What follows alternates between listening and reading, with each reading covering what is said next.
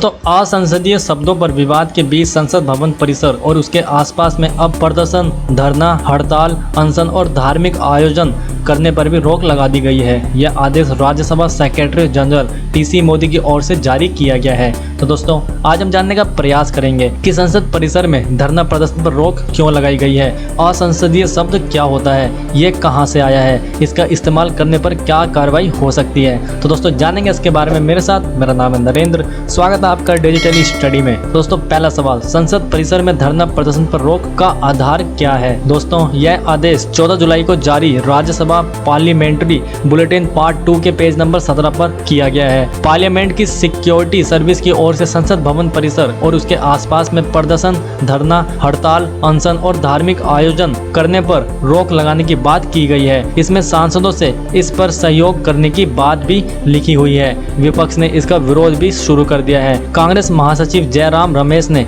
अपने ट्वीट में तंज कसते हुए कहा है कि अब संसद परिसर में धरना करना भी मना है। दूसरा सवाल, असंसदीय शब्द क्या होता है। दोस्तों, दुनिया भर की सदन डिबेट के दौरान कुछ नियम और स्टैंडर्ड अपनाती हैं। ऐसे शब्दों या फ्रेज जिनका प्रयोग सदन में करना अनुचित माना जाता है, उन्हें ही असंसदीय कहते हैं। ब्रिटेन की संसद में इसे असंसदीय भाषा कहा जाता है। ऐसे ही नियम दुनिया भर के कई अन्य देशों की संसद में भी है। ब्रिटेन संसद के मुताबिक स्पीकर जब ये मानता है कि किसी खास शब्द से संसद की गरिमा या विनम्रता खत्म हो रही हो तो इसे असंसदीय भाषा माना जाता है। स्पीकर ऐसे शब्द यूज करने पर सांसद से इसे वापस लेने के लिए कह सकते हैं। भारतीय संसद से जुड़े कई नियमों को ब्रिटेन से लिया गया है, तो भारतीय संसद के संदर्भ में असंसदीय शब्द का कॉन्सेप्ट भी वहीं से आया है। दोस्तों, तीसरा सवाल, असंसदीय शब्दों की पहचान और उन पर रोक की परंपरा कैसे शुरू हुई।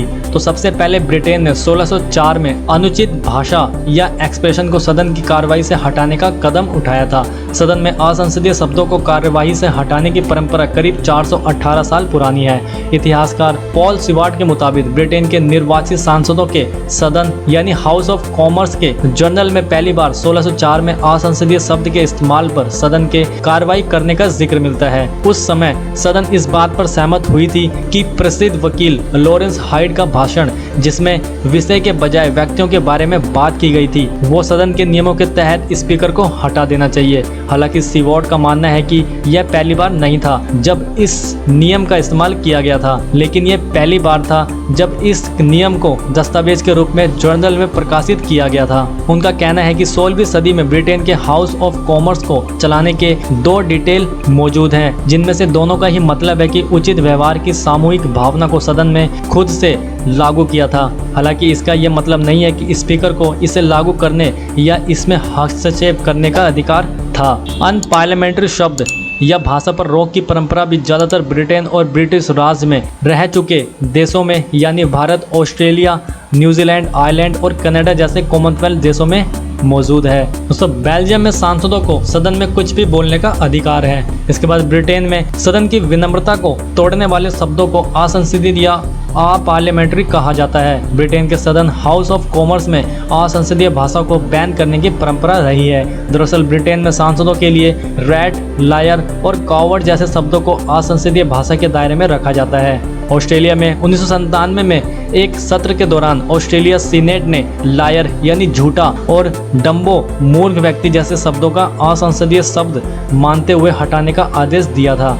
बेल्जियम में असंसदीय भाषा जैसी कोई चीज नहीं है। संसद सदस्यों को अपनी मर्जी से संसद के अंदर कुछ भी कहने की अनुमति है। फ्रीडम ऑफ स्पीच का ये अधिकार सदन के बाहर नहीं है। सदन के बाहर ऐसा करने पर मुकदमा भी चलाया जा सकता है, बशर्त इसके लिए सदन बहुमत से तैयार हो। दोस्तों, कनाडा में ऐसे कई शब्द और फ्रेज हैं जिन्हें कनाडा की संसद, अल्बर्टा विधानसभा और क्यूबेक की नेशनल असेंबली में असंसदीय घोषित किया गया है। इनमें लायर, जर्क, कुक, pig, sick animal, a piece of shit, racist, joker in the house, evil genius जैसे शब्द शामिल हैं। दोस्तों, न्यूजीलैंड के सदन में ऐसे शब्दों या खास फ्रेज की लिस्ट बना रखी है जिन्हें स्पीकर ने अशोभनीय, अपमानजनक या असंसदीय घोषित किया है। अब दोस्तों, इसके बाद प्रश्न उठता है कि भारत की संसद और विधानसभा में बोलने की कितनी आज़ादी है, क्या हमारे यहाँ पर कोई पाबंदी है। तो इसमें संविधान के आर्टिकल 105(2) के तहत भारत में संसद में कही गई किसी भी बात के लिए कोई सांसद किसी कोर्ट के प्रति उत्तरदायी नहीं होता है। यानी सदन में कही गई किसी भी बात को कोर्ट में चैलेंज नहीं किया जा सकता। लेकिन इसका मतलब यह नहीं है कि सांसदों को संसद में कुछ भी बोलने की छूट मिली हुई है।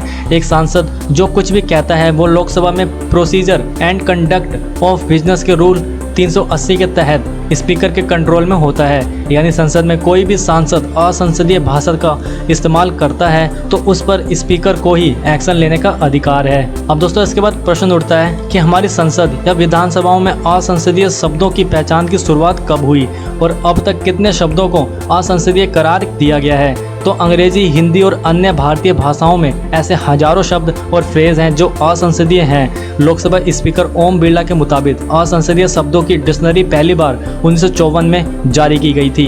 इसके बाद इसे 1986, 1992, 1999, 2004, 2009, 2010 में जारी किया गया था। 2010 के बाद से इसे हर साल जारी किया जाता है। इस बार जारी बुकलेट में 1100 पेज हैं। ये लिस्ट लोकसभा, राज्यसभा के साथ ही विधानसभा की कार्रवाइयों के दौरान असंसदीय घोषित किए गए शब्दों को मिलाकर बंटती है। असंसदीय शब्दों की ताज़ा लिस्ट 2021 की है। ये लिस्ट हर साल अपडेट होती है। दोस्तों इस असंसदीय शब्दों की डिक्शनरी को 1991 में पहली बार किताब की शक्ल दी गई थी।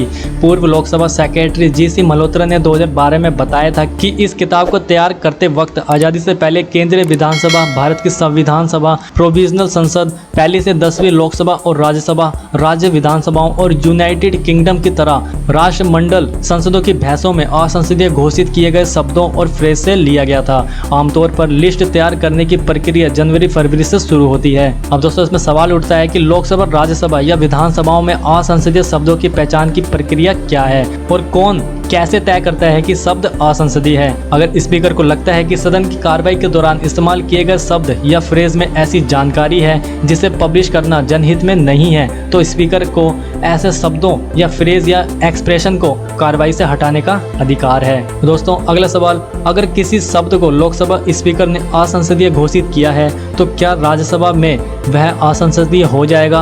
विधानसभाओं में क्या होता है? तो ऐसे में वैसे असंसदीय शब्दों की लिस्ट लोकसभा निकालती है, लेकिन ये राज्यसभा के लिए भी लागू होती है। संसद में जिन शब्दों को असंसदीय घोषित कर दिया जाता है उसी नियम को देश की सभी राज्यों की विधानसभाओं भी फॉलो करती है। दोस्तों अगला क्वेश्चन आता है, किसी शब्द को असंसदीय करार दिए जाने के बावजूद अगर सदन का कोई सदस्य इसका इस्तेमाल करता है तो क्या होगा? तो किसी शब्द को असंसदीय करार देने और कार्रवाई से हटाने का अधिकार स्पीकर के पास होता है। लोकसभा में procedure and conduct of business rule 380 exemptions के मुताबिक यदि स्पीकर को लगता है कि किसी डिबेट में असंसदीय शब्दों का इस्तेमाल किया गया है तो वे उस शब्द को सदन की कार्रवाई से हटाने का आदेश दे सकते हैं। रूल 381 के मुताबिक सदन की कार्रवाई का जो हिस्सा हटाना होता है उसे मार्क किया जाएगा और कार्रवाई में एक फुटनोट इस तरह से डाला जाएगा जैसे स्पीकर के आदेश पर इसे हटाया गया। दोस्तों अगला क्वेश्चन, असंसदीय शब्दों की नई बुकलेट कब जारी की गई है? इनमें कौन कौन और कितने शब्द हैं? तो लोकसभा सचिवालय ने हिंदी और अंग्रेजी असंसदीय शब्दों की सूची बुधवार यानी 13 जुलाई को जारी की है। इसमें हिंदी के असंसदीय शब्द हैं शकुनी, जयचंद, विनाश पुरुष, खालिस्तानी, खून की खेती, जुमलाजीवी, ऐसे अनेक शब्द हैं। और अंग्रेजी के bloodshed, bloody, ashamed, abuse, cheated, ऐसे कई सारे शब्द हैं। दोस्तों अगला क्वेश्चन आता है कि असंसदीय शब्दों की ताजा लिस्ट अभी क्यों जारी की गई है? तो संसद का मानसून सत्र 18 जुलाई से शुरू होना है, इसलिए ये लिस्ट नए सत्र से ठीक पहले जारी की गई है।